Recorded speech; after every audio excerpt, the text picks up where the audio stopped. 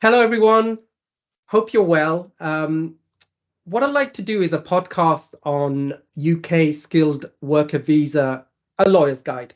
Effectively, I get a lot of questions in the network about how to apply for visas in the UK, or they'd like to see ways of using their skills better in the UK. So we've got Jilu Ahmed here. Jilu, could you please introduce yourself? Hello, Tim. Thank you for inviting me to your program. My name is Jilu Ahmed. I've been a solicitor for the past, I'm counting now, 27 years. I've worked in various roles.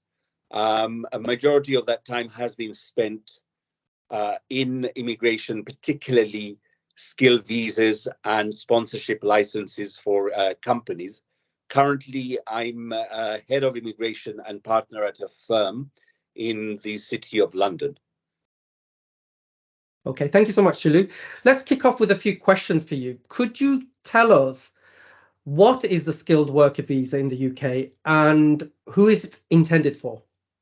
Okay, the skilled worker visa allows people with skills, obviously, to come and work for UK-based companies.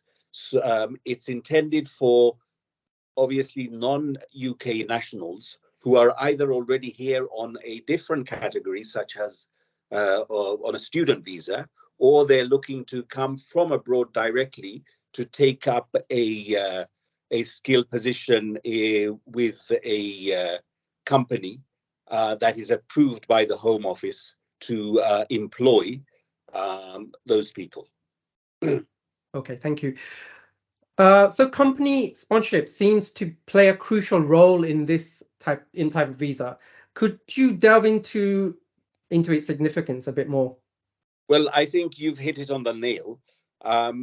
The key thing here is for a company to be able to provide a sponsorship to the intended worker.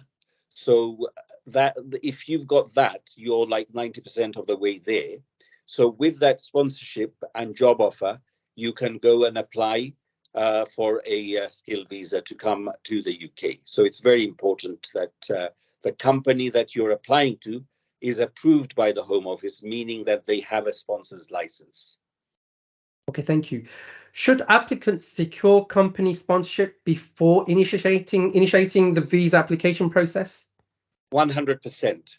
No application will be entertained without a certificate of sponsorship. So there are, I think, in the last count, over 90,000 companies that are approved who have the Home Office license to be able to do that in almost all sectors. And they need the workers, the skilled workers need to obviously go through their recruitment process, obtain a job offer, and more crucially, obtain the sponsorship from those companies, and then they can apply themselves if they want for the skilled visa. Okay. So what about language proficiency? How does one showcase their English skills, and a situation where this isn't necessary? Is there any situation as such? But I mean, the language threshold has become easier. So it's based on the European framework, the B1 CEFR Common European Framework, and B1 is one of the lowest standards that one can achieve. The equivalent of that in other parts of the world is the IELTS, which is level, and what they need to obtain is a level 4 in reading, writing, speaking, and listening, minimum in all 4 of those. And I think the success rate is very high. The exemptions are if you're coming from a majority English-speaking country, for example, US, Australia, some of the Caribbean countries, you won't need to pass an English test. And the other exception will be if you've been taught your degree or A levels or something in English, then you will get that exemption. Okay. Shifting to financials, what are the associated costs for the skilled worker visa and what kind of financial proof is needed? Okay. There's I'll start off with maintenance, right? What the Home Office here want to see is before you get here, right, you have enough money to survive the first month, to pay for your first month's living costs. And the figure that they put down is £1,270. Now, what happens in practice is that on the an option for sponsors to actually certify that maintenance. Basically, it's ticking a box to say that they will ensure, if the applicant can't afford it, that they will ensure that they will pay for that. Then you don't even need to show that money in your bank account. Otherwise, you will have to show that money in your bank account for a continuous period of 28 days in the last 2 months. That is for maintenance. In addition to that, there's the application fee, and that again depends on the category that you're applying in. The range is between 719 to £1,500. So those will be the application fees. However, there are some categories where this is reduced, like healthcare, in the healthcare sector. So, for example, if you're coming in as a nurse or a doctor or a healthcare assistant, the cost is about £264 for a 3-year work permit. In addition to this, right, there is the immigration health surcharge, which is basically an annual fee for using the health services in the UK. And that's £624. So depending on how long your work permit is, if it's for 5 years, that's 5 times 624 that you will have to pay. And again, healthcare is one, I think, the only one where this is also exempt because of the crisis in the healthcare sector here. And I think that's about it.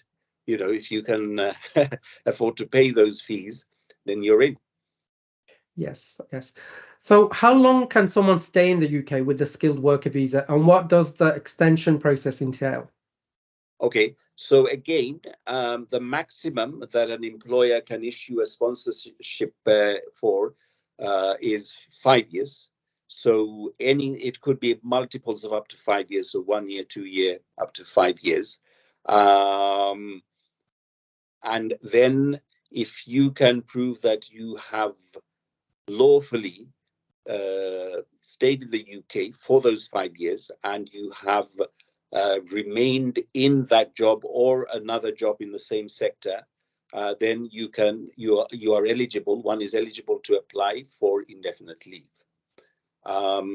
And then that I may add to that after another year, so in your 6th year, you can apply for citizenship. Okay. The extension process, again, I think I answered that question.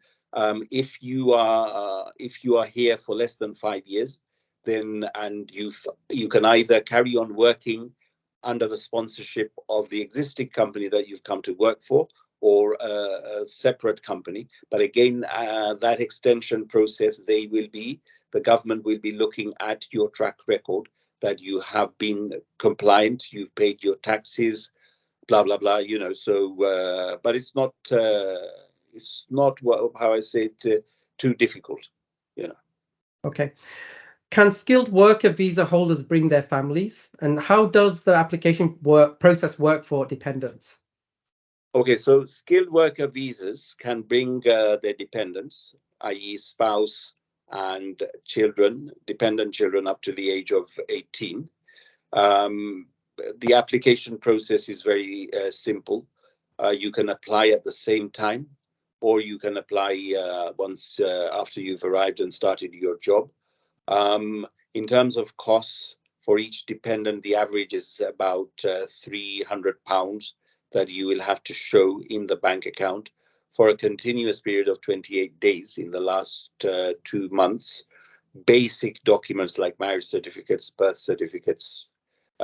So they've made it very easy for dependents to either accompany skilled workers when they come here, or to join them subsequently. But obviously there's the immigration health surcharge for occupations that are not in the healthcare sector to be paid as well. And the other big benefit, is that dependents like your spouse can also they also have the right to work here full time in any job. So spouses find themselves in even better positions, and they don't have any English language qualifications to meet as well. So yeah. Okay. Is it feasible to transition from the skilled worker visa to a permanent residency in the UK? I know you've answered a little bit of this, but how is that? Is it feasible? So as I mentioned earlier, Jim, it's very feasible, provided that you have kept compliant. So by compliance, I mean, for example, you have continuously worked for the employer that you've come to work for, or if you have switched to another employer, you should make sure that it's in the eligible category, meaning that, so for example, if you come to do on a IT skilled visa, the next company that you move to shouldn't be something else. It should be in IT. You paid your taxes. You have generally been compliant, really, and then you can prove that you have have the pay slips and tax records. Then you can apply for an extension. You can apply for indefinite leave to remain. Yes. Okay. How does this visa differ from the prior tier 2 general work visa? I think how it differs is that they've made it much easier. So, since the skilled worker visa came in, right? I think if we look at the figures, they've actually doubled. I think last year there's been over 250,000 skilled visas that were processed, whereas the numbers before that in the tier 2 in the previous thing, it was about half of that. Okay, so what's changed is that, number one, they've scrapped there used to be quotas on how many certificates of sponsorships that could be issued on monthly, and now that's been uncapped, so it's limitless. Number two, the skills threshold, it used to be at level RFQ level 6, which is a degree equivalent. Now the skills threshold is RFQ level 3, which is about A-level standard. So a lot more people, can apply. So those are the main changes.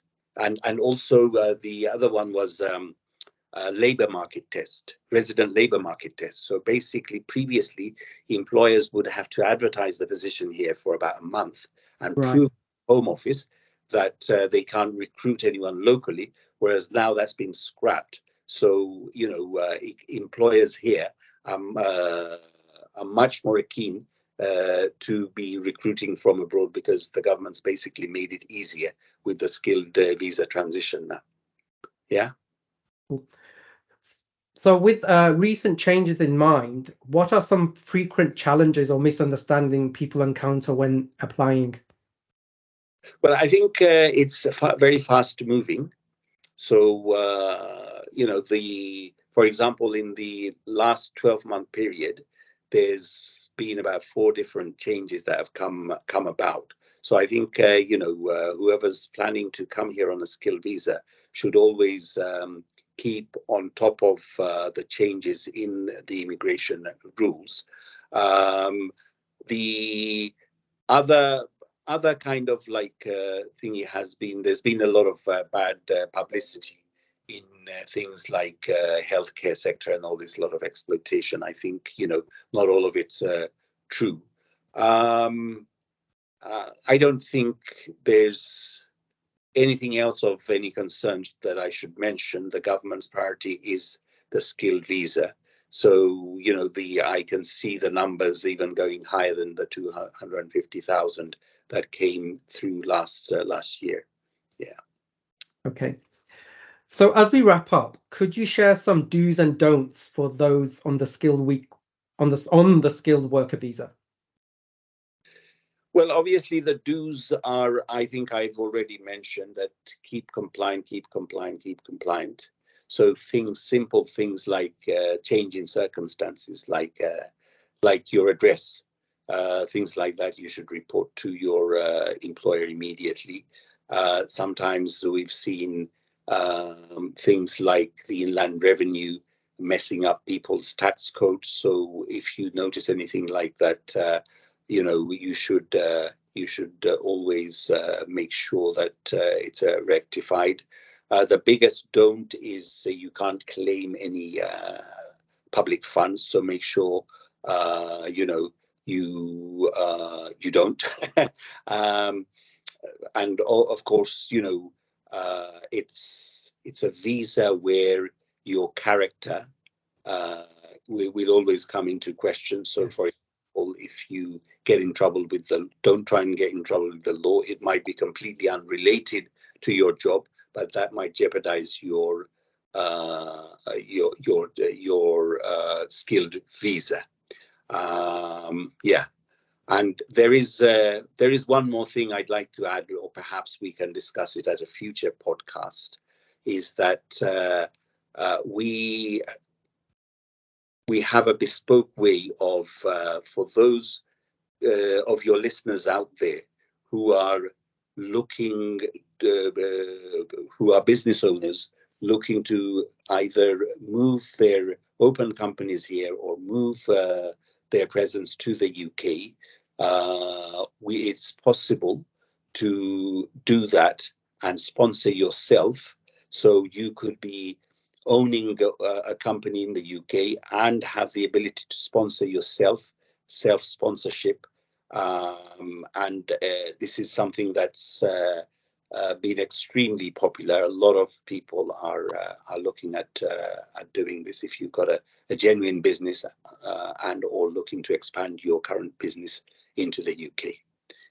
And the UK is sort of like welcoming in open arms people with skills, people with genuine business ideas, and it can only get better for the foreseeable future.